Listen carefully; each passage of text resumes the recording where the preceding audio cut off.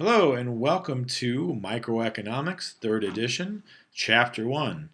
I'm going to use these PowerPoints, the short PowerPoints, to help get across some of the points in each chapter that I think are important. Let's start off with Chapter 1, which outlines the 12 principles of economics. Right there, this chapter tells you what we're going to learn for the rest of this course. Um, First and foremost, I'd like you to realize that what economics is all about. A lot of people hear the course economics and they think this course will be about money or this will teach you how to make money. Sorry to report that is not true. I'm not going to teach you how to make money. Economics is about choices.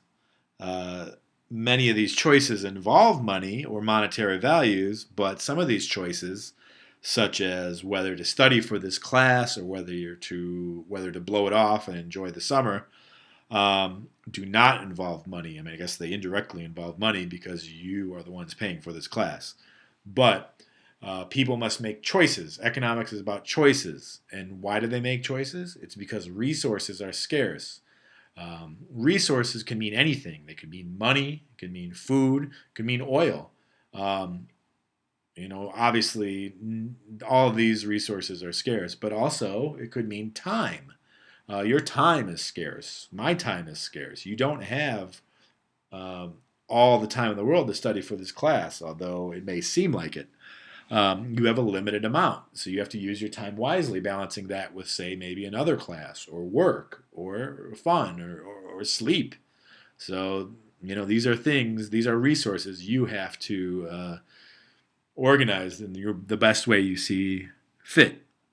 Um, Principle number 2, the opportunity cost of an item, what you must give up is its true costs. That should hopefully be self-explanatory. Number 3, principle 3 is where a lot of students get tripped up on. How much decisions require making trade-offs at the margin? What is the margin? Marginal analysis and how much decisions basically mean comparing the costs versus the benefits of one more thing, or think of yourself already in the action, or if you're in the business, you're a business, you're going. What's the cost of adding one more employee to your workforce? A good example of this is maybe going out to pizza with your friends. You are hungry, you pay, let's say $5. It's a really big slice for a slice of pizza. Your cost obviously is $5, and the benefit is the enjoyment you get out of this slice of pizza. You're still a little hungry, so you weigh your costs versus the benefits, and you decide, yes, I would like to spend another $5 for this delicious piece of pizza. So you weighed the cost, you weighed the benefits, and you decided, yes, I needed another piece of pizza. But now you're barely hungry at all. In fact, you could be full. Who knows? But that pizza is still $5. But your friends are all having another. But you're thinking, well, I don't know. $5 is a lot for a piece of pizza. I'm not going to finish. And if I do finish, there's other costs, not just the $5. I may get sick. I may have eaten too much. Or, heck, I've been trying to lose, that last, 5 or 10 pounds to for whatever, and that extra piece of pizza is just not going to help me do that. So, that's marginal analysis, that, the how much decisions.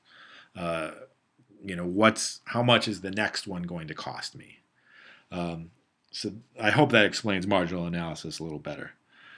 Principle number 4, people usually respond to incentives. That's really self-explanatory, I would hope.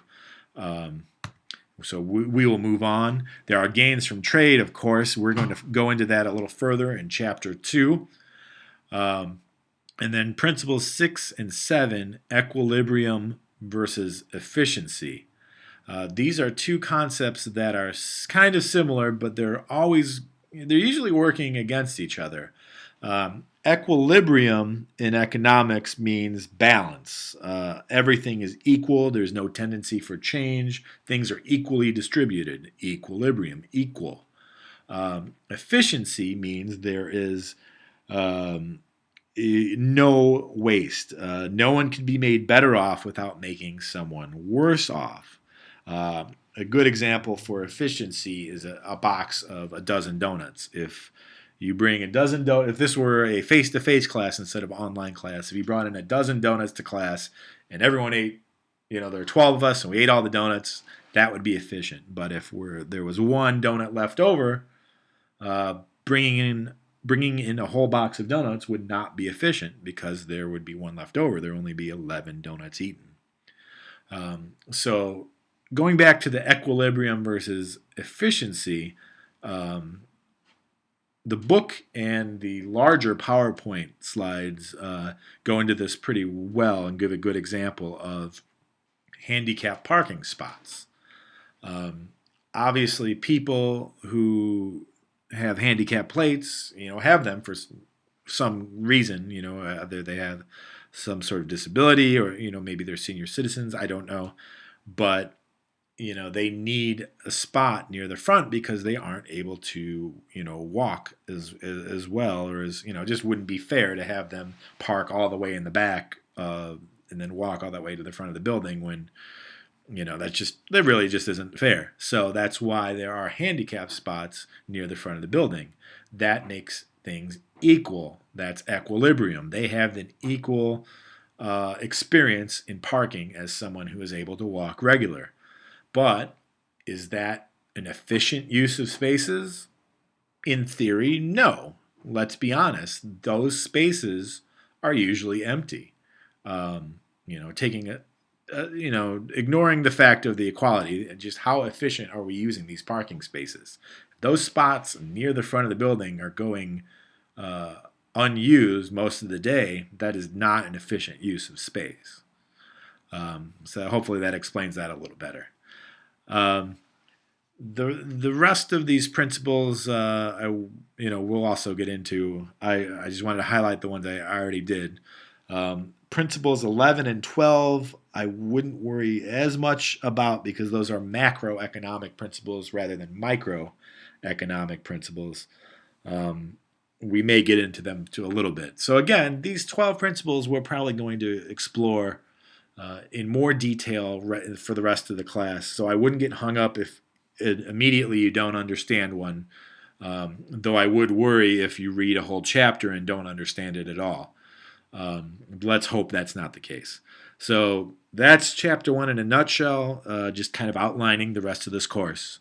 And hopefully it's got you ready and pumped for the rest of microeconomics. Good luck with chapter 1 and good luck with the rest of the course. Thanks.